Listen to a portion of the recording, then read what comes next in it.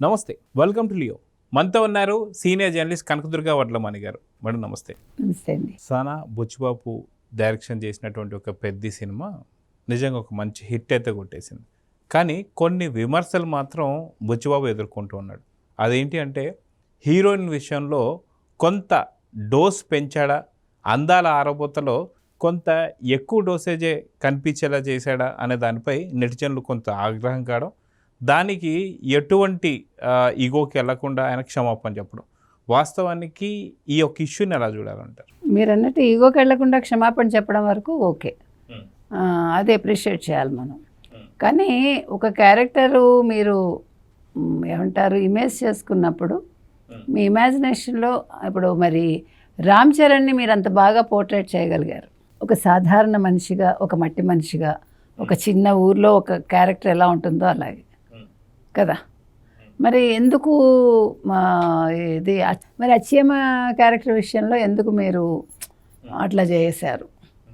సాధారణంగా పల్లెటూళ్ళలో అమ్మాయిలు ఇప్పుడంటే చుడిదార్లు వేసుకుంటున్నారు అనుకోండి, కానీ ఇది మరి ఏ కాలంది అనేది నాకు. కాబట్టి ఇక్కడ చుడిదార్ కంటే కూడా హాఫ్ సారీ వేసుంటే బాగుండేది.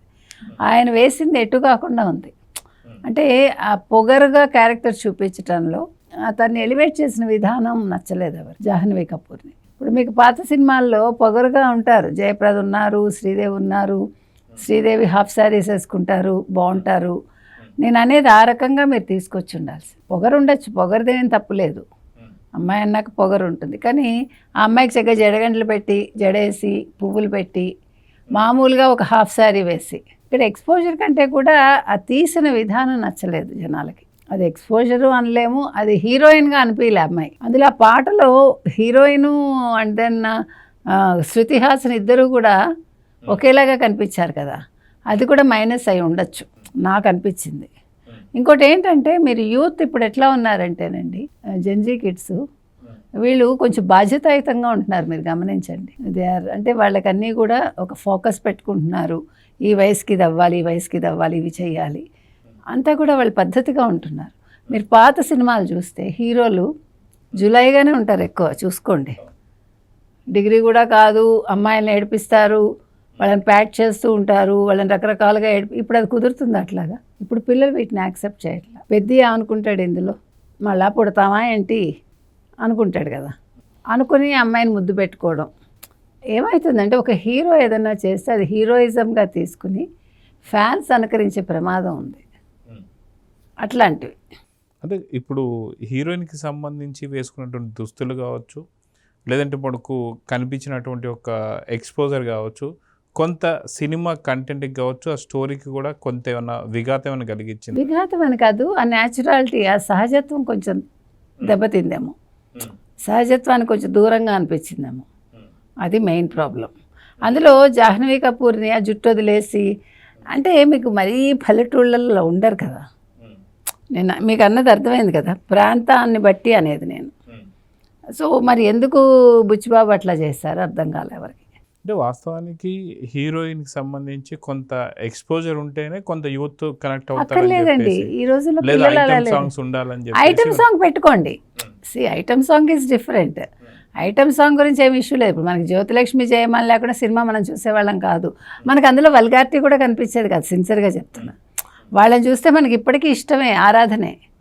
వాళ్ళని ఎవ్వరూ నెగిటివ్గా చూడరు, వాళ్ళలో ఒక నెగిటివిటీ అంటే మనం ఎవరం ఊహించుకోం. కానీ ఐటమ్ సాంగ్ గురించి ఇష్యూ నేను మాట్లాడటల్లా. బట్ ఐటమ్ సాంగ్ లో ఉన్నటువంటి ఒక క్యారెక్టర్ లాగానే సినిమా ఆద్యంతం ఎగ్జాక్ట్లీ హీరోయిన్ ఉంది అనేది ఒక ఫీల్ కావచ్చు అంటున్నా. నా ఫీల్ కూడా అదే. మీకు పోర్ట్రేట్ చేయడంలో ఇంకా అద్భుతంగా చేస్తుండే. మీకు ఎందుకు సమంతని ఎంత న్యాచురల్గా చూపించాడు ఆయన, Sukumar. That is in phone. నేను అన్నది ఇందాక శ్రీదేవి కూతురు కాబట్టి శ్రీదేవిలా చూపిస్తే జనాలు చాలా ఐడెంటిఫై అయ్యి ఉండేవాళ్ళు. శ్రీదేవి యాక్చువల్గా ఆవిడ ఆఫ్ లైట్ కొంచెం మోడర్న్ డ్రెస్లు వేసుకుంది, కానీ ఎప్పుడు ఆవిడ చక్కగా పట్టుచీర కట్టుకుని రేఖలాగా పూలు పెట్టుకుని, కుప్పెలు పెట్టుకుని, ముక్కుపొడక పెట్టుకుని, అసలు తను అలాగే ఉండేది. ఈ బోని కపూర్ని చేసుకుని హిందీ ఫీల్డ్కి వెళ్ళాక ఆవిడ మారింది తప్ప, అంటే తర్వాత. అందుకని మీరు శ్రీదేవి కూతురుగా ఆవిడని ఒక ఎలివేట్ చేస్తుంటే బాగుండేదేమో అని నా ఫీల్. అంటే వాస్తవానికి ఇక్కడ చిరంజీవి గారి కొడుకు రామ్ చరణ్, అటు శ్రీదేవి గారి కూతురు జాహ్నవి కపూర్.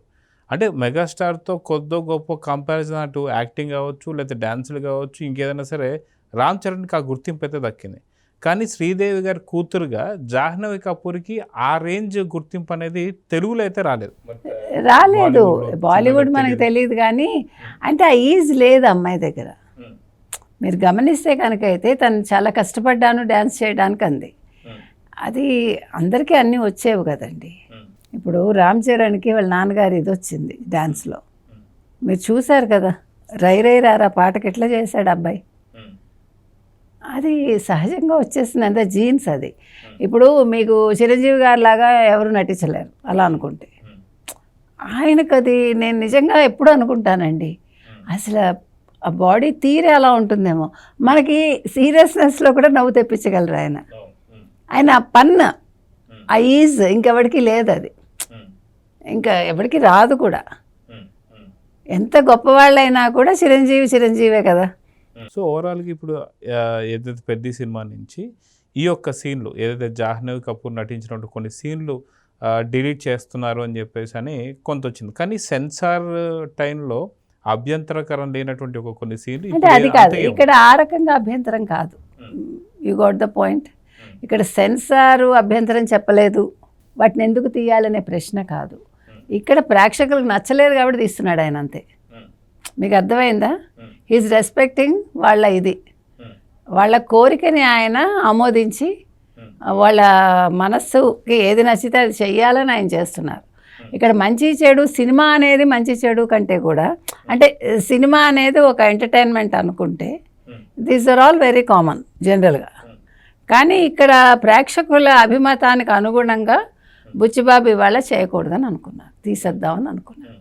అంటే ప్రేక్షకులకి మర్యాదనిచ్చే గౌరవం ఇచ్చే జరిగింది అనుకోవాలి. అంతే, వాళ్ళ అభిమతాన్ని. కొంతమంది ఏం రాస్తున్నారంటే డైరెక్టర్ బుచ్చిబాబుకి షాక్ ఇచ్చినటువంటి ఒక అభిమానులు, డైరెక్టర్ ఓడిపోయాడు, ఇలాంటివి కూడా రాస్తారు. అంటే ఒక్కటి చెప్తానండి ప్లీజ్, నాకు నచ్చని విషయాలు ఏంటంటేనండి, ఒక సినిమా మొత్తంలో ఏదో ఒకటి బాగోలేదు అనుకుందాం, అంత మాత్రాన సినిమా మొత్తం బాగోలేదని రాయడం అంత బుద్ధి తక్కువతనం ఏదీ లేదు. ఇప్పుడు అంటే బుచ్చిబాబు ఓడిపోయినట్ట లేదా గెలిచినట్ట? అంటే గెలిచినట్టే కదా, ప్రేక్షకుల మనల్ని అందుకుంటాడు ఇప్పుడు. కానీ ఈ రెండు సీన్లు తీయడం వల్ల ఓడిపోయినట్టు కొంతమంది రాస్తున్నారు. అది వాళ్ళ, అంటే మన స్టేచర్ అంతే అనుకోవాలి. ఇప్పుడు నా సంస్కారం అంతే, నాకు అంతే ఆలోచన, నేను అట్లా తీసుకుంది, అదర్ వే రౌండ్ తీసుకుంటాను నేను. ఇప్పుడు బుచ్చిబాబు అనే అతను ఒక డైరెక్టర్ అండి, డైరెక్టర్ ప్రజాభీష్టం మేరకు దాన్ని తీస్తున్నారు అంటే తన మనసుకు నచ్చిన దాన్ని కూడా కాదనుకున్నారు అంటే ఆయన వాళ్ళకి ఓటేశారు, వాళ్ళ అభిమతానికి ఓటేశారు. సో ఇక్కడ ఓడిపోవడాలు గెలవడాలు ఈ పరికమాల మాటలు అవసరంలా. ఇంకొకటండి, ఇప్పుడు మన అసలు సోషల్ మీడియాలో వచ్చే కొన్నింటిని పట్టించుకోక్కర్లా. ఏంటి అసలు పెద్ద ఏంటి అలా తీశారేంటి, అతనికి నచ్చింది తీశాడు, నీకు నచ్చితే చూడలేదమ్మా అని who asked you to see. నాకేదో ఒక హీరో ఇష్టం కాబట్టి ఇంకో హీరో నేను తక్కువ చేసి మాట్లాడతాను అనేది కూడా తప్పు. ఇప్పుడు మనకి ఏ హీరో అయినా ఒకటే, మనకు కథ నచ్చిందా, వాళ్ళ యాక్షన్ బాగుందా, అంతవరకే మాట్లాడతాం. సినిమా డైరెక్టర్ బాగా తీసారా లేదా, ఈ సినిమా వల్ల ఎన్ని కుటుంబాలు బతికాయి, ఇంతవరకే తప్ప ఇది నాకు నచ్చని హీరో కాబట్టి నేను ఇట్లాగే మాట్లాడతాను, వ్యంగ్యంగా మాట్లాడతాను, నెగిటివ్ పోర్ట్రైట్ వాంటెడ్లీ డిఫేమ్ చేస్తాను, అది మీ కర్మ. ఎవరిదైనా నేనైనా అంతే నా కర్మ. కాబట్టి నేను ఇక్కడ బుచ్చిబాబుని అప్రిషియేట్ చేస్తున్నాను. కానీ ఇది ఒక ఏమనాలి, ఒక గుణపాఠంగా తీసుకుని, లేకపోతే ఒక అనుభవంగా తీసుకుని ఫ్యూచర్లో ఒక క్యారెక్టరైజేషన్ చేసేటప్పుడు మనకి ఇది నచ్చినా కూడా, ఇప్పుడు నా ఆలోచనలో నాకు అది నచ్చింది, తప్పు లేదు. కానీ ఇది ప్రేక్షకులకు నచ్చుతుందా లేదా అనే ఆ దృష్టికోణంలో కూడా చూసి ఆయన చేస్తే ఇంకా మంచి సక్సెస్ఫుల్ డైరెక్టర్ అవుతారు. సో చూద్దాం మేడం, పెద్ద ఇప్పటికే మంచి సక్సెస్, కానీ దీంతో పాటు కొన్ని సీన్లు డిలీట్ చేయడం అనేది ఇప్పుడు చూస్తున్నాం. మొత్తానికి సినిమా ఇంకా అంతకంతకు సక్సెస్ బాటలోనే వెళ్తుంది. సో చూద్దాం మేడం, మొత్తానికి ఎన్ని కోట్లు కలెక్ట్ చేయబోతుంది అనేది. నమస్తే.